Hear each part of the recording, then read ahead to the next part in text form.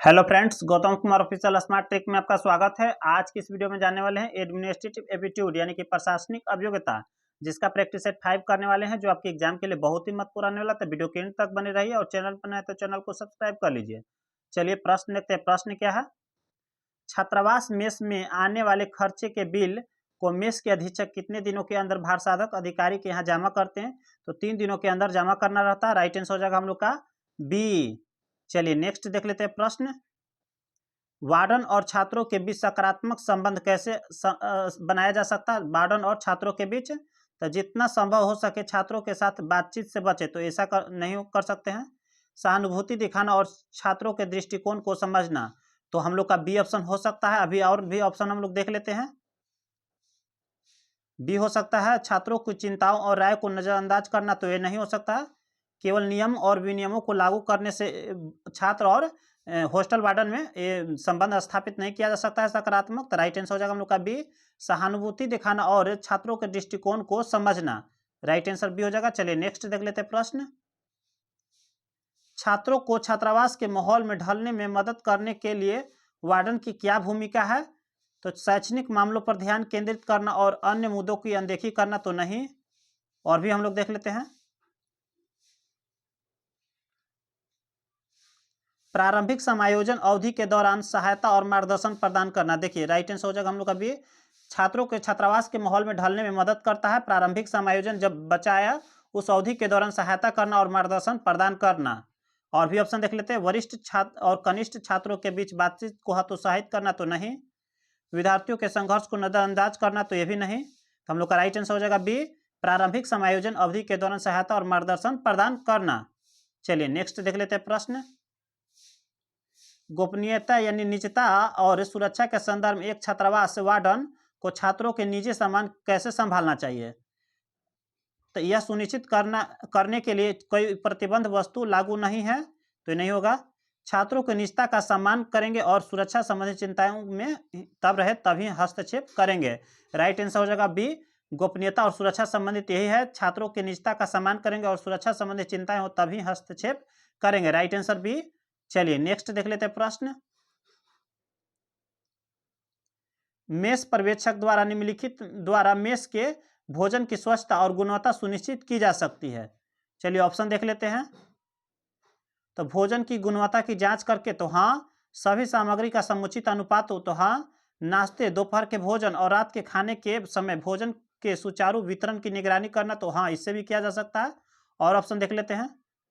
Mess canteen staff और साफ आसपास के क्षेत्रों की स्वच्छता का साफ सफाई की जांच न करके, तो ये हम लोग का गलत हो जाएगा। साफ सफाई और जांच करके रहता तो हम लोग का 4 भी सही हो जाता, लेकिन न करना ये गलत हो गया हम लोग का साफ सफाई के लिए।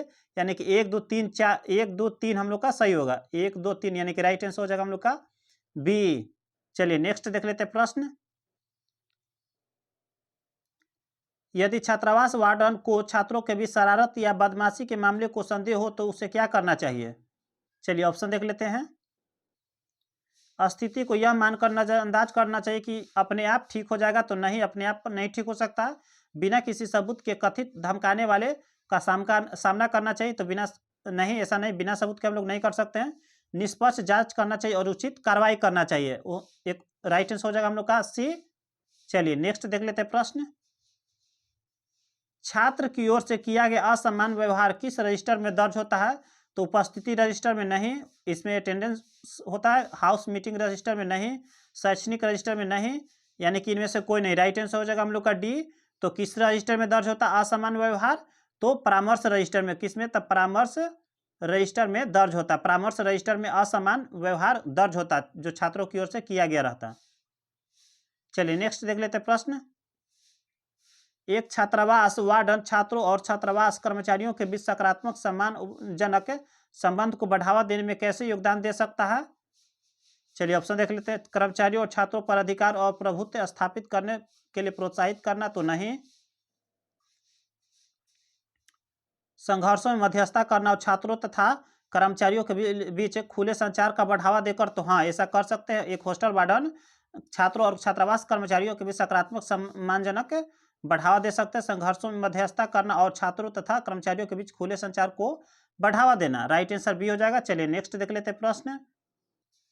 वर्तमान में देश भर में कितने ईएमआरएस स्कूल कार्यरत वर्तमान में है? तो 401 है। इसे ये आप लोग याद कर लीजिए, 401 वर्तमान में कार्यरत है ईएमआरएस स्कूल। चलिए नेक्स्ट देख लेते हैं प्रश्न। वार्डन को निम्नलिखित में से किस नियम से अच्छी तरह परिचित होना अनिवार्य? राष्ट्रीय खेल दिशा निर्देश से तो नहीं, छात्रावास भवन निर्माण स्थानीय पंचायती राज से तो कोई नहीं है। और देख लेते हैं छात्रावास नीति और दिशा निर्देश, हॉस्टल वार्डन को इस नीतियां और दिशा निर्देश जानकारी होना चाहिए। राइट आंसर हो जाएगा हम लोग का डी। चलिए नेक्स्ट देख लेते हैं प्रश्न। वार्डन को छात्रों के लिए कब सुलभ होना चाहिए? दिन के विशिष्ट घंटे में नहीं, केवल कार्य दिवस पर नहीं, केवल भोजन के समय नहीं, आवश्यकता अनुसार जब भी छात्रों की सहायता की आवश्यकता हो हॉस्टल वार्डन को उपस्थित होना होगा। राइट आंसर हो जाएगा हम लोग का डी। चलिए नेक्स्ट देख लेते हैं प्रश्न। पर्यावरण चेतना को बढ़ावा देने के लिए छात्रावास वार्डन की क्या भूमिका है? तो पर्यावरण चेतना को बढ़ावा देने के लिए पानी और बिजली जैसे संसाधनों की बर्बादी को प्रोत्साहित करना तो नहीं, छात्रों को पर्यावरण अनुकूल पहलों में भाग लेने से हतोत्साहित करना तो नहीं, और भी ऑप्शन हम लोग देख लेते हैं। जागरूकता अभियान आयोजित करना और संधारणीय प्रथाओं को बढ़ावा देना। देखिए जागरूकता पैदा कर किया जा सकता है, पर्यावरण संबंधी चिंताओं को नजरअंदाज करना तो ये गलत हो गया। तो पर्यावरण को हम लोग कैसे कर सकते हैं? तो जागरूकता अभियान आयोजित कर और संधारणीय प्रथाओं को बढ़ावा देकर। राइट आंसर हो जाएगा हम लोग का सी। चलिए नेक्स्ट देख लेते हैं प्रश्न। छात्रावास प्रबंधन समिति कितने अंतराल पर सुरक्षा ऑडिट करना अनिवार्य है? तो 3 माह पर करना अनिवार्य है। राइट आंसर हो जाएगा हम लोग का बी। चलिए नेक्स्ट देख लेते हैं प्रश्न। छात्र छात्राओं में पॉक्सो ई बॉक्स एनसीआरपीसीआर के बारे में जागरूकता करने का दायित्व किसका है? तो छात्रावास अधीक्षक का है। राइट आंसर हो जाएगा हम लोग का ए। चलिए नेक्स्ट देख लेते हैं प्रश्न। छात्रावास में कितने छात्रों के लिए एक टॉयलेट का प्रावधान है? तो 7 छात्र पर एक टॉयलेट का प्रावधान है। चलिए नेक्स्ट देख लेते हैं। छात्रावास में कक्षों का आवंटन किसके सलाह से किया जाता? तो सीनियर वार्डन के सलाह पर किया जाता। राइट आंसर हो जाएगा हम लोग का बी। चलिए नेक्स्ट देख लेते हैं प्रश्न। छात्रावास सलाहकार समिति के कार्यों में शामिल क्या है? तो स्टाफ सदस्यों का पर्यवेक्षण करना, छात्रावास नियमों और विनियमों से संबंधित नीतिगत मामला का सलाह देना, सुरक्षा संबंधी मामलों का पर सलाह देना। यानी कि राइट आंसर हो जाएगा हम लोग का डी, उपयुक्त सभी। चलिए नेक्स्ट देख लेते हैं प्रश्न। छात्रावास में आपातकालीन स्थिति के दौरान वार्डन की पहली प्राथमिकता होनी चाहिए। तो छात्रों के अभिभावक से संपर्क करना चाहिए। आपातकालीन स्थिति में तो नहीं।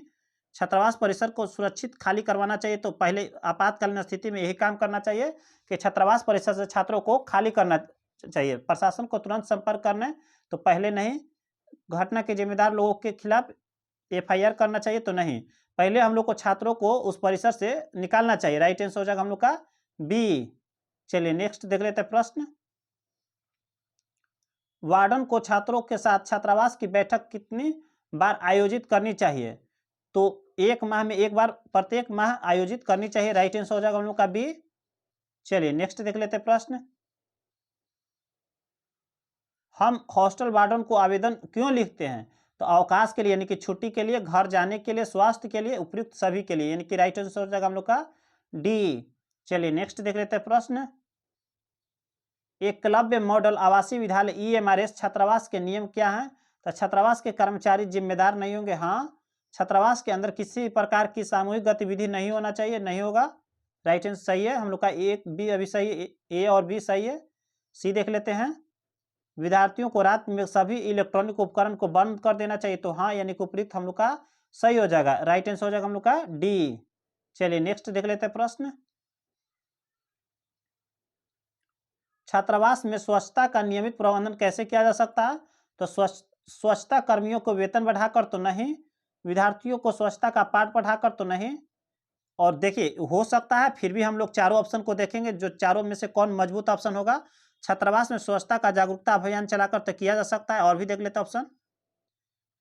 छात्रावास अधीक्षक द्वारा नियमित निरीक्षण व मूल्यांकन स्वच्छता करके अच्छी तरीके से किया जा सकता है। राइट आंसर हो जाएगा हम लोग का डी। देखिए विद्यार्थियों को स्वच्छता का पाठ पढ़ाकर वो खुद अपने कमरे का तक ही स्वच्छता कर सकते हैं। बाकी अन्य जगहों पर जब तक छात्रावास अधीक्षक के द्वारा नियमित निरीक्षण और मूल्यांकन नहीं होगा तब तक नहीं किया जा सकता है। यानी कि उपयुक्त में से हम लोग का राइट आंसर कौन सा हो जाएगा? डी। यानी कि आप लोग चारों ऑप्शन को देखिए तब आप लोग उत्तर दीजिए, नहीं तो आपका प्रश्न आंसर गलत हो जाएगा। चलिए नेक्स्ट देख लेते हैं प्रश्न। भोजन व पेय पदार्थों जैसे उपभोग्य सामग्रियों के लिए किस विधि का प्रयोग किया जाता है? फीफो विधि का प्रयोग किया जाता है। फीफो यानी कि first in first out, first in first out का प्रयोग किया जाता है, फीफो विधि का प्रयोग किया जाता है। चलिए नेक्स्ट देख लेते हैं प्रश्न। किसी छात्रावास के संपूर्ण प्रबंधन का उत्तरदायित्व किस सक्षम प्राधिकारी का होता है? तो मुख्य वार्डन यानी कि मुख्य वार्डन का होता है। राइट आंसर हो जाएगा हम लोग का ए। चलिए नेक्स्ट देख लेते हैं प्रश्न। वार्डन की नियुक्ति कितने समय के लिए की जाती है? तो 2 वर्ष के लिए की जाती है। राइट आंसर हो जाएगा हम लोग का ए। चलिए नेक्स्ट देख लेते हैं। सीनियर वार्डन की नियुक्ति कितने वर्ष के लिए? तो 1 वर्ष के लिए की जाती है। चलिए नेक्स्ट देख लेते हैं। छात्रावास में उपयोग की जाने वाली सभी उपभोग्य सामग्रियों और वस्तुओं की एक व्यापक सूची बनाए रखने के लिए कौन जिम्मेदार होता है? तो छात्रावास अधीक्षक होता है। राइट आंसर हो जाएगा हम लोग का ए। चलिए नेक्स्ट देख लेते हैं। एकलव्य मॉडल स्कूल में हाउस सिस्टम कितने स्तरीय होते हैं? तो 2 स्तरीय होते हैं। राइट आंसर हो जाएगा हम लोग का बी। चलिए नेक्स्ट देख लेते हैं। निम्नलिखित अनुसूचित रख रखाव कौन सा है? तो ट्रैक का रख रखाव करना, हाँ। मशीन की ओवर हॉलिंग, इमारत की सफेदी, उपयुक्त सभी अनुचित रख रखाव में शामिल है। राइट आंसर हो जाएगा हम लोग का डी। चलिए नेक्स्ट देख लेते हैं। छात्रावास वार्डन अपने परिसर में स्वच्छता के किन उपायों को प्रोत्साहित करना चाहिए? तो स्वच्छता के लिए रख रखाव कार्यक्रम रखे, तो हाँ। हर 6 माह में कम से कम एक बार स्प्रिंग क्लीनिंग करें, तो हाँ। घर शौचालयों रसोई घर का दैनिक कीटाणुरोधक शोधन करें, तो हाँ। परिसर में फैलाने और थूकने वाले पर कार्रवाई करना चाहिए, तो हाँ। ये सभी कर हम लोग सभी कर सकते हैं, यानी कि उपयुक्त हम लोग का राइट आंसर हो जाएगा, यानी कि 1 2 3 4 राइट आंसर हो जाएगा हम लोग का डी। चलिए नेक्स्ट देख लेते हैं प्रश्न।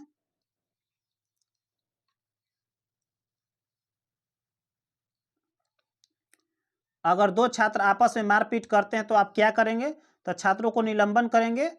अगर 2 छात्र आपस में मारपीट करते हैं तो आप क्या करेंगे? यहाँ छात्र के लिए बोला जा रहा है, तो छात्रों को निलंबन करेंगे, तो नहीं। क्या आप छात्रों की समस्याओं को समाधान करेंगे? तो नहीं। क्लर्क से शिकायत करेंगे, तो हाँ। क्लर्क या हॉस्टल वार्डन से हम लोग शिकायत करेंगे। यहाँ छात्र के लिए बोला जा रहा है कि 2 छात्र अगर आपस में मारपीट कर रहे हैं, वहाँ एक कोई छात्र अन्य छात्र है, तो अन्य छात्र क्या कर सकता है? छात्रों को निलंबित करेगा? नहीं, ये काम क्लर्क और हॉस्टल वार्डन का है। क्या आप छात्रों की समस्याओं पर समाधान करने लगेंगे? तो नहीं। क्लर्क से शिकायत करेंगे और हॉस्टल वार्डन से शिकायत करेंगे। चलिए हम लोग का राइट आंसर हो जाएगा सी।